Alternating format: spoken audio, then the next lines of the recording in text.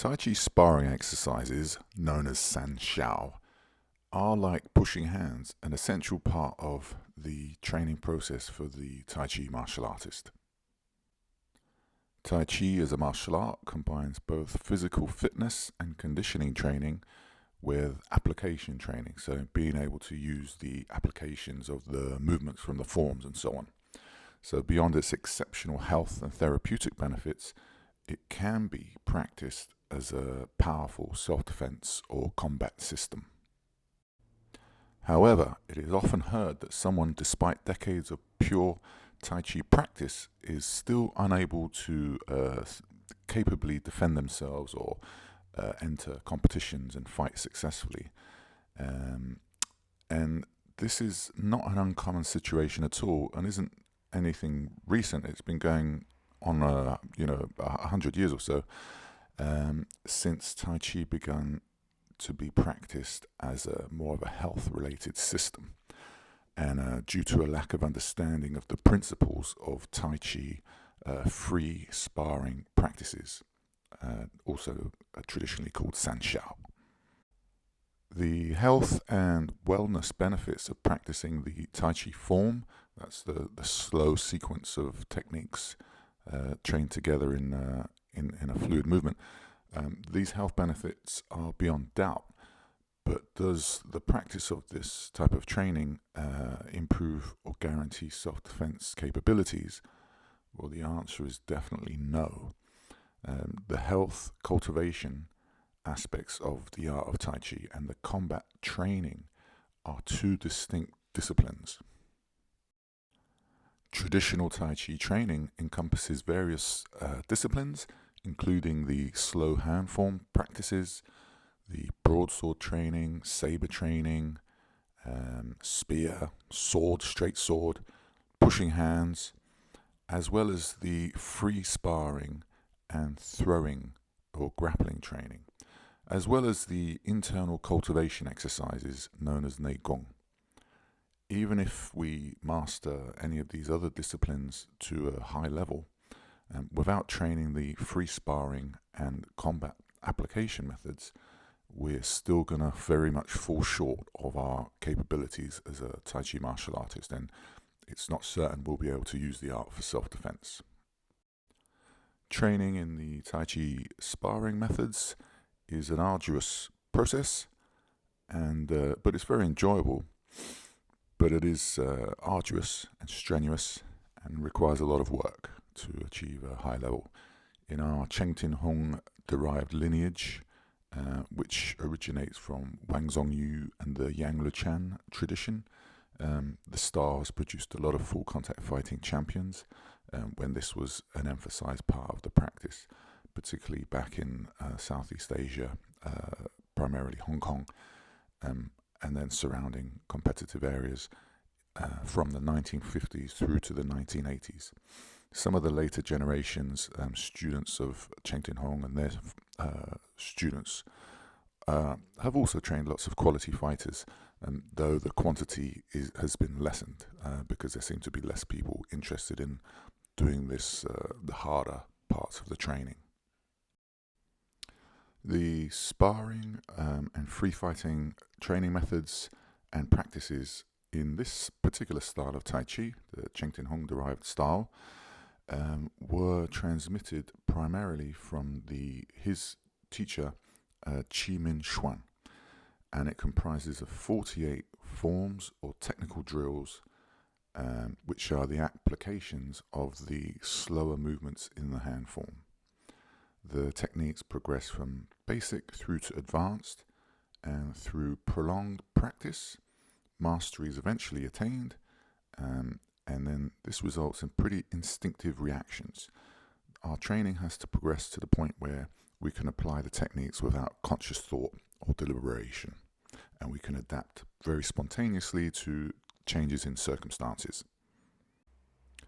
After starting with simple application exercises and drills, and we slowly progress and increase the number of forms that we add to our repertoire, and we practice these different drills on the left side, on the right side. There's no concept of orthodox or southpaw. Ideally, these exercises are done daily, consistently, to achieve the highest level of effortless execution. Concurrently, it's advised within our style of Tai Chi to practice the internal energy exercises known as Neigong, which are very helpful for enhancing our movement patterns to develop more power, and also our sort of general physical conditioning and body awareness.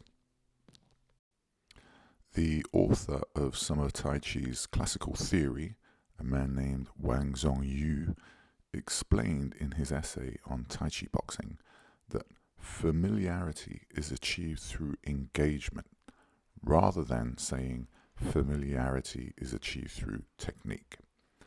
This essentially carries the message that experiential learning through actual martial engagements breeds the deep understanding required to make progress as a Tai Chi martial artist. The engagement he's referring to is competitive play or competition with others, similar to how we might play a game such as chess. Without these engagements, even with lots of solo practice, we can't learn to perceive and gauge the speed and angle of the opponent's attacks, the management of distance, timing, the angles and accuracies of our counters. Basically, we can't coordinate the eyes, mind, body, and limbs in a fluid and spontaneous way, and in a way that harmonizes with the attacking and defending motions of the opponent. So that's the major limitation of solo practice. So to practice these engagement type of training processes with a partner, we can start to train all these subtle nuances that must be learned. We can't merely visualize them. We have to experience them. Body and mind has to learn how to truly understand and know the feeling, the timing, and so on. The Tai Chi sparring or free fighting process is sometimes referred to as mastering through practice. And this is just all about paired training. So we need to have a systematic approach. First, you learn the first application of the 48 Tai Chi self-defense drills or San Sau drills, and you learn the principles for what makes it effective. So each exercise is going to teach you different ideas and different principles, as well as different physical movements and technical skills. And then we have to practice them repetitively on both sides. And then as your skill develops, your partner can start to attack you with more and more speed and aggression until the point that they're using full power and speed, and also they can adopt a really fierce and aggressive attitude. This is going to help you become used to these kind of vibes or energies from people, and that you can learn to become desensitized and cope with this type of experience and remain relaxed. And then we can simply concentrate on applying relevant techniques and skills to the actual attacks that come at us. So we start step by step. We learn one exercise, gain some competence, and then once that's achieved, we learn the next exercise. And then once a few of these basic exercises have been learned, we can begin to practice in a bit more of a freer style, where your partner can attack you with various techniques, and then we can train natural flows and variations between the different techniques. Because ultimately, whilst we want to become skilled with the individual movements and technical sort of execution of these basics, because they've all got their specific things that they're teaching us, we have to practice fluidly and learn to adapt and change depending on what the opponent is actually doing. So we might end up using only a certain part of one technique, followed by a different one to follow and adapt and change, depending on the changes of the opponent's rhythm, distance, timing, and so on. So we start to learn to practice these Tai Chi San Sau exercises in what they call a free San Sau. So it's just very cooperative, and we're helping each other, we're challenging each other, but we're trying to help our partners develop good technical skills and good habits that can adapt and change. So the Tai Chi sparring training is designed to cultivate spontaneous responses, because we can be attacked in endless different ways. And Tai Chi is all about spontaneous response and change, and changingly perfectly in accordance with the needs of the situation. So we want to train to become very unlimited and unrestricted, with really, really good offensive and defensive habits. With a long period of hard training, when we really put our effort into it, um, at this point, when you face someone, your body and mind will work together to intuitively respond and instantly apply your techniques and be able to change and adapt to their changes. We also have to practice a lot of the traditional throwing and takedown techniques from Tai Chi, such as the lotus sweeping kicks, the repulsed monkey techniques, the white crane flaps its wings, the hip throws, the spine lock throws, the pat the horse high, and other. There's lots of throwing and grappling techniques, and initially these are practiced with speed and sensitivity against the punches and kicks coming at us. So the idea is that we simply evade and then immediately counter and throw down the opponent. So it's directly moving from yin to yang. And we also should practice them from wrestling positions, using feints and shifting between solidity and emptiness, and learn how to place the opponent in positions where they can easily be thrown. So we have to create illusions and misdirected techniques before attacking with the real throw. So that's from clinching and wrestling kind of situations. So for example, from a Tai Chi perspective, we could attack the opponent using a spine locking technique to the neck, known as pat the horse. In fact, pat the horse high. And if this works, this works. But if it's heavily resisted, we simply change. So rather than attacking the higher part of the opponent, we shift to the midsection and apply a mid-level hip throw, which in Tai Chi is known as the white crane, flaps its wings throws. So if the first technique is effective, fine. If not, we flow and adapt to other easy to access opportunities.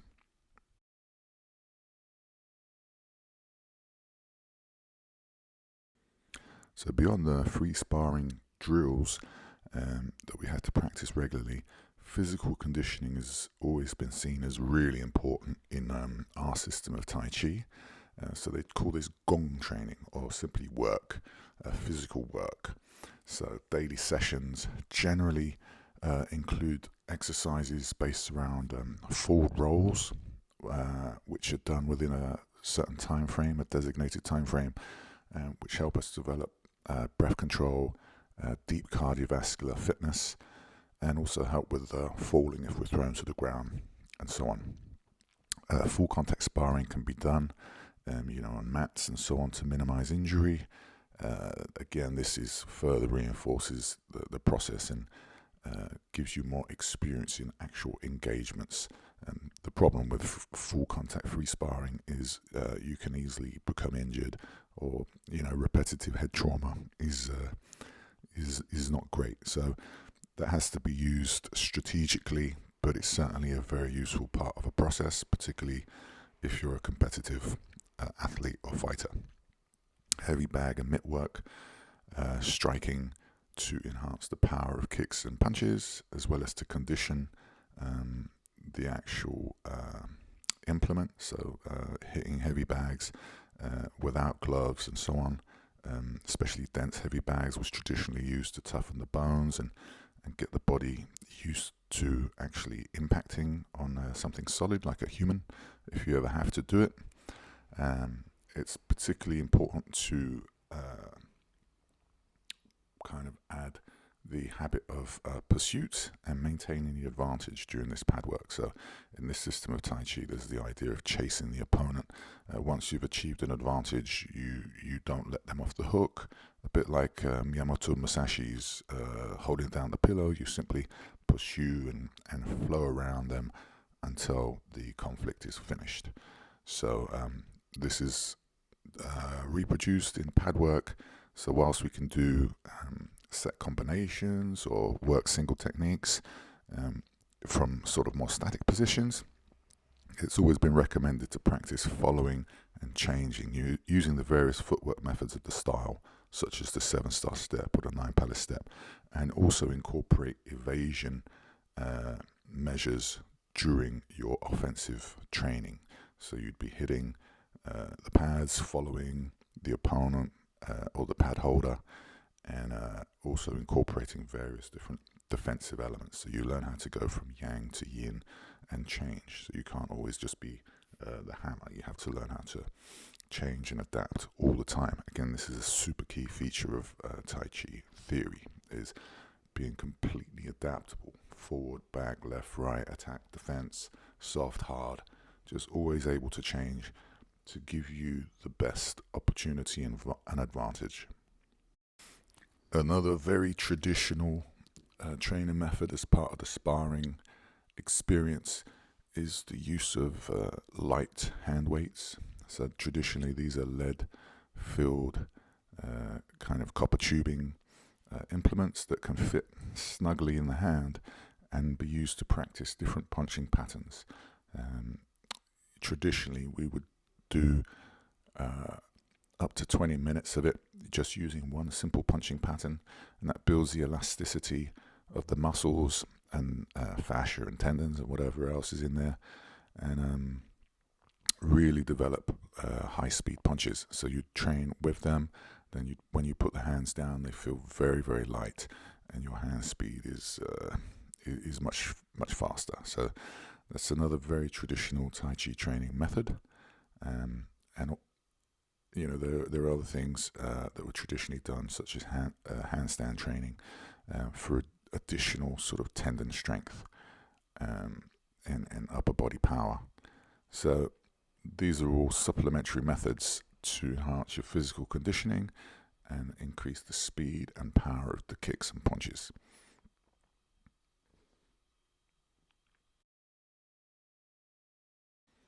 An important thing to note is that relaxation has always been really emphasized, and it's very important before striking the heavy bags or pads or whatever, because it's only through real relaxation, as advised in, and implemented in all aspects of Tai Chi training. It's only with deep relaxation can we truly integrate our movements and become very swift and have true technique and strike true in whatever type of strike we're using. We should always be generating power from the legs primarily, and then amplified through the waist, and then directed through the hands. And we have to train in a way that we never use brute force or pre-store power and telegraph the strikes. So the power storage should be done naturally via our postures and natural posture. And when we're practicing these pad and bag work exercises, we have to learn how to just strike exactly from where we are. So no pre-storing and telegraphing in an artificial way that can then easily be countered by the opponent. So there are 3 stages in the Tai Chi sparring training process. So in the first stage, during the sort of mutual sparring exercises, the San Sau drills, we should basically stop at the point of contact when practicing with our partner. So we'll feed them good, clean, effective techniques, but because they're still learning and they're not very competent, we stop short of actually striking them with a fist or foot. As skills are developed and competence is achieved, then we can move to the second stage, where this is normally after a few months or 6 months or so, and ideally at the same time practitioners have been practicing the internal strength exercises, which will give them a very strong, resilient physique, which if they are hit with power, they can easily absorb it because the muscles and bones become stronger and more elastic and more flexible, so we can absorb strikes quite easily through the body. But this second stage, we're going to actually, when we're practicing with our partner, not to the head but to the body, we'll actually try to really land the strikes. Maybe not with full power, but a reasonable amount of power. So at this second stage of the Tai Chi sparring process, if the partner does land on us, it's not a big deal because we've been practicing the Neigong exercises. We can actually take the shots relatively easily if we've been trained properly. But we will always try to use the highest quality techniques to neutralize the opponent's strikes before they land. So we always want to be, even though we can take them to the body, we'll always use the best and most subtle technique possible to evade and neutralize the opponent's techniques. So this is the second stage. So the third stage is where basically we're treating the opponent as or our training partner as a real enemy, and we can really launch full power, fierce, ferocious attacks in a surprising way at the opponent, and hopefully they will counter and execute proper technique to keep themselves safe. So only people that are really well trained and technically proficient and mentally unflappable, only those people will respond effectively. So this is kind of the pinnacle of cultivation of Tai Chi sparring or self-defense training, where now all the techniques, or a wide variety or repertoire of techniques, are well honed and fully applicable for self-defense.